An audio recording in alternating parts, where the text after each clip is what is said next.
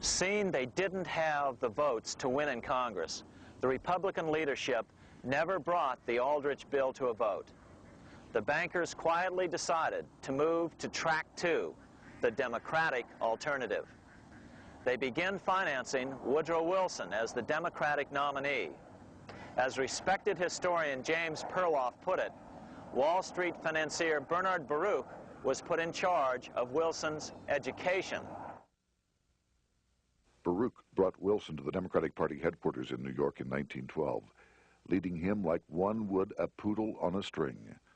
Wilson received an indoctrination course from the leaders convened there. So now the stage was set. The money changers were poised to install their privately owned central bank once again. The damage President Andrew Jackson had done 76 years earlier had been only partly repaired with the passage of the National Bank Act during the Civil War. Since then, the battle had raged on across the decades. The Jacksonians became the Greenbackers, who became the hardcore supporters of William Jennings Bryan.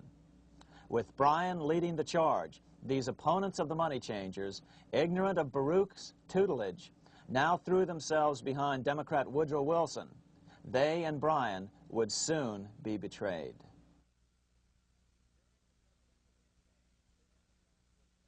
During the presidential campaign, the Democrats were careful to pretend to oppose the Aldrich bill. As Representative Lewis McFadden, himself a Democrat, as well as chairman of the House Banking and Currency Committee, explained it 20 years after the fact. The Aldrich bill was condemned in the platform. When Woodrow Wilson was nominated, the man who ruled the Democratic Party promised the people that if they were returned to power, there would be no central bank established here while they held the reins of government. 13 months later, that promise was broken, and the Wilson administration, under the tutelage of those sinister Wall Street figures who stood behind Colonel House, established here in our free country the worm-eaten, monarchical institution of the King's Bank, to control us from the top downward and to shackle us from the cradle to the grave.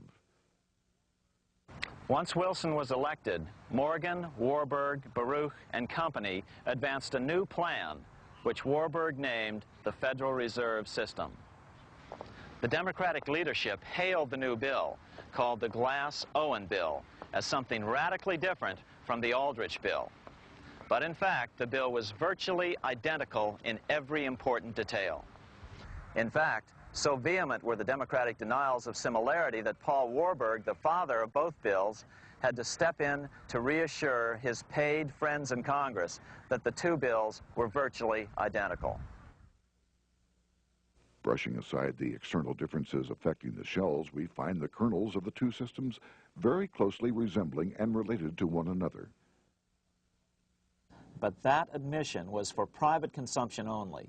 Publicly, the money trust trotted out Senator Aldrich and Frank Vanderlip, the president of Rockefeller's National City Bank of New York and one of the Jekyll Island 7, to oppose the new Federal Reserve System. Years later, however, Vanderlip admitted in the Saturday Evening Post that the two measures were virtually identical. Although the Aldrich Federal Reserve Plan was defeated when it bore the name Aldrich, nevertheless, its essential points were all contained in the plan that finally was adopted. As Congress neared a vote, they called Ohio attorney Alfred Crozier to testify. Crozier noted the similarities between the Aldrich bill and the Glass-Owen bill. The bill grants just what Wall Street and the big banks for 25 years have been striving for: private instead of public control of currency. It, the Glass-Owen bill, does this as completely as the Aldrich bill. Both measures rob the government and the people of all effective control over the public's money and vest in the banks exclusively the dangerous power to make money among the people scarce or plenty. During the debate on the measure, senators complained that the big banks were using their financial muscle to influence the outcome. "There are bankers in this country who are enemies of the public welfare," said one senator. What an understatement. Despite the charges of deceit and corruption, the bill was finally snuck through the Senate on December 22, 1913, after most senators had left town for the holidays after having been assured by the leadership that nothing would be done until long after the Christmas recess. On the day the bill was passed, Congressman Lindbergh prophetically warned his countrymen that this act establishes the most gigantic trust on earth. When the president signs this bill, the invisible government by the monetary power will be legalized. The people may not know it immediately, but the day of reckoning is only a few years removed. The worst legislative crime of the ages is perpetrated by this banking bill. On top of all this, only weeks earlier, Congress had finally passed a bill legalizing income tax. Why was the income tax law important?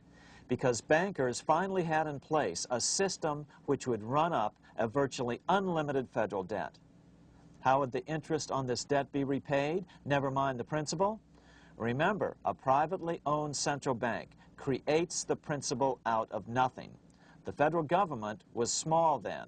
Up to then, it had subsisted merely on tariffs and excise taxes.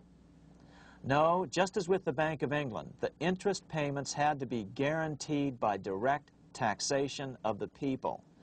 The money changers knew that if they had to rely on contributions from the states, eventually the individual state legislatures would revolt and either refuse to pay the interest on their own money or at least bring political pressure to bear to keep the debt small. It is interesting to note that in 1895, the Supreme Court had found a similar income tax law to be unconstitutional. The Supreme Court even found a corporate income tax law unconstitutional in 1909. As a result, Senator Aldrich hustled a bill for a constitutional amendment allowing income tax through the Congress. The proposed 16th Amendment to the Constitution was then sent to the state legislatures for approval. But some critics claim that the 16th Amendment was never ratified by the necessary 3/4 of the states. In other words, the 16th Amendment may not be legal. But the money changers were in no mood to debate the fine points. By October of 1913, Senator Aldrich had hustled the income tax bill through Congress. Without the power to tax the people directly and bypass the states, the Federal Reserve Bill would be far less useful to those who wanted to drive America deeply into their debt. A year after the passage of the Federal Reserve Bill, Congressman Lindbergh explained how the Fed created what we have come to call the business cycle and how they use it to their advantage. To cause high prices, all the Federal Reserve Board will do will be to lower the rediscount rate, producing an expansion of credit and a rising stock market. Then, when businessmen are adjusted to these conditions, it can check prosperity in mid-career by arbitrarily raising the rate of interest. It can cause the pendulum of a rising and falling market to swing gently back and forth by slight changes in the discount rate, or cause violent fluctuations by a greater rate variation. And in either case, it will possess inside information as to financial conditions and advanced knowledge of the coming change, either up or down. This is the strangest, most dangerous advantage ever placed in the hands of a special privileged class by any government that ever existed.